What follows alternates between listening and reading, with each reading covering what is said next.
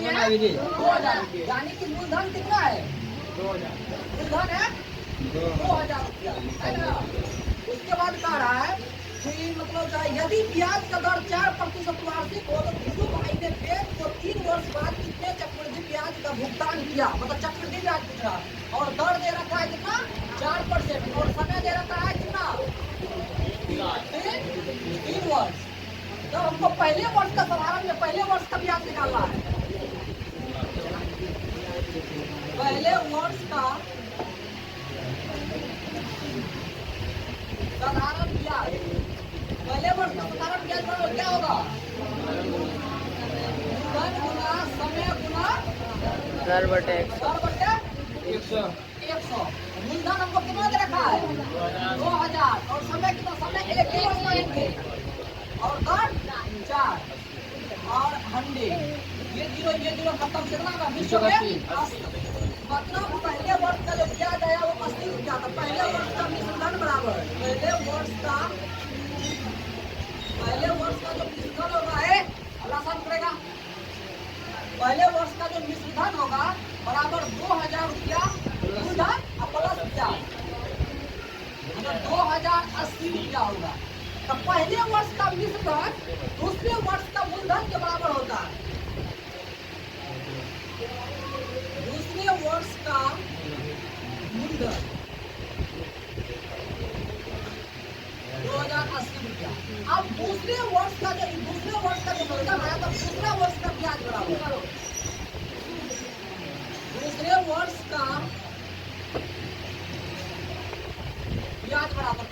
का ब्याज क्या करेंगे? मूलधन मेरे पास कितना है 2080 रुपया, समय दे रखा है 1 वर्ष में 1 ही वर्ष लेंगे, कहेंगे दूसरे वर्ष का 1 वर्ष का ब्याज मिला देंगे, है ना। दूसरे वर्ष का भी 1 ही हम लेंगे और फिर परसेंट जो आपका 4% है 4% रहेगा। तो दूसरे वर्ष का ब्याज बराबर मूलधन गुना समय गुना दर बट्टे 100। यहाँ से आपका है देखेगा पूरा। दूसरे वर्ष का ब्याज बराबर मूलधन हो गया आपका 2000, सॉरी 2080 और समय हो गया 1 साल और दर हो गया कितना 4%। फिर से 1 साल 100 अलग अलग खत्म बच्चा। उसके बाद जो है नीचा में 10 बाद इसको दशमलव बैठा दो मल्टीपल करके 4/10 बचा यहाँ पे 4 8 चौके 32/10 यानी कि 83.2 ये आ गया ब्याज। दूसरे वर्ष का मिश्रधन बराबर बातचीत रही। देखो दूसरे वर्ष का ब्याज आ गया आपको कितना 83.2 है 2 जीरो यहाँ पे लिख सकते हैं, दशमलव के बाद जीरो दे सकते हैं, कोई दिक्कत नहीं है।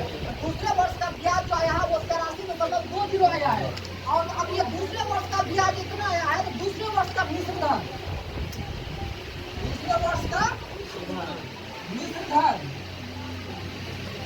का मिश्रधन क्या होगा? दूसरे वर्ष का जो मूलधन था दूसरे वर्ष का मूलधन कितना है 2080 रुपया और प्लस दूसरे वर्ष का ब्याज कितना आ गया 83.20।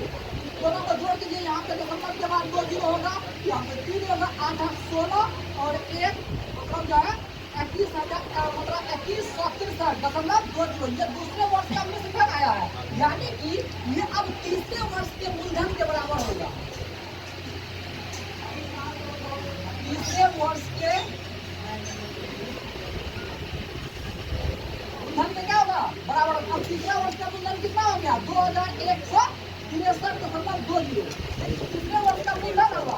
अब तीसरा वर्ष का भी ब्याज चाहिए। तीसरा वर्ष का भी क्या चाहिए ब्याज चाहिए, ताकि अभी 2 वर्ष का मेरे पास ब्याज निकला है और मिश्रधन ये 2 वर्ष का मिश्रधन निकला तो तीसरे वर्ष का भी मिश्रधन चाहिए।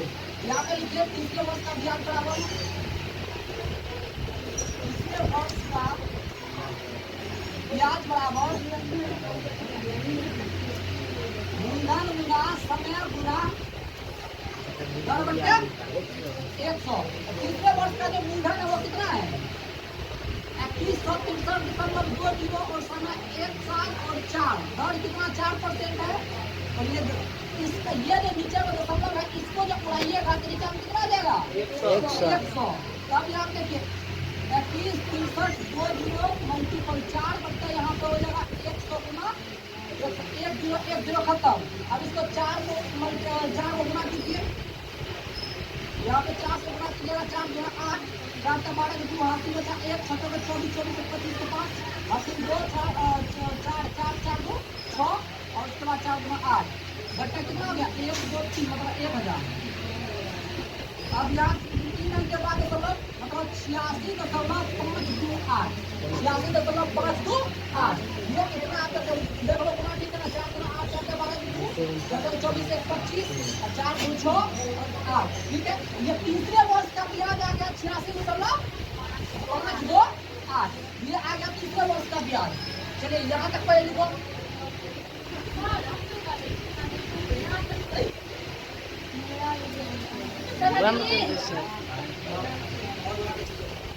जल्दी जल्दी यहाँ तक लिखो फटाफट क्या लिखे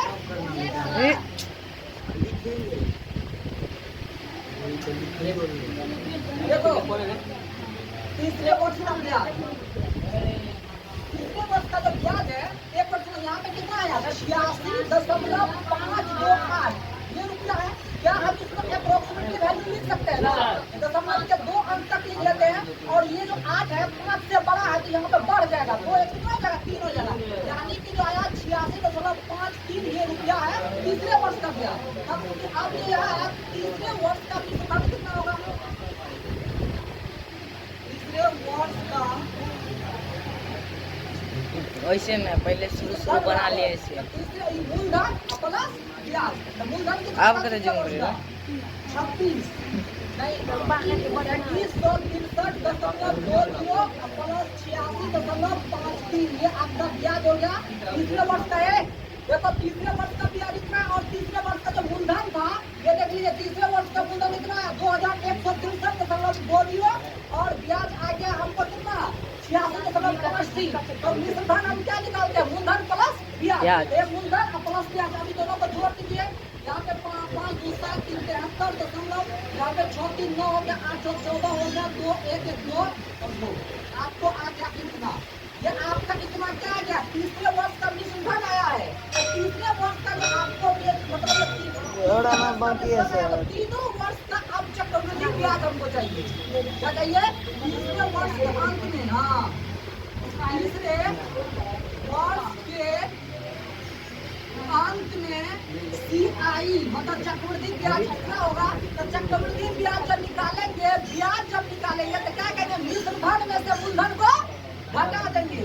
यहाँ देखो इसका जो मूलधन है 3 साल के बाद जितना भी मूलधन हुआ 3 साल के बाद मूलधन कितना हुआ 2249.73 और 3 साल से पहले इसका मूलधन कितना था 2000 रुपया इसमें क्या कर देंगे घटा देंगे ताकि तीसरे वर्ष जो अंत में ब्याज आया है तीसरे वर्ष के पहले जो मूलधन था उसको क्या करेंगे घटाएंगे इसमें से घटाइए तो 249.73 यानी कि 3 वर्ष के बाद ब्याज होगा वो 249.73 रुपया होगा। इतना आपको ब्याज होगा टोटल कितना 2000 रुपया था ये चक्रवृद्धि ब्याज है आपका।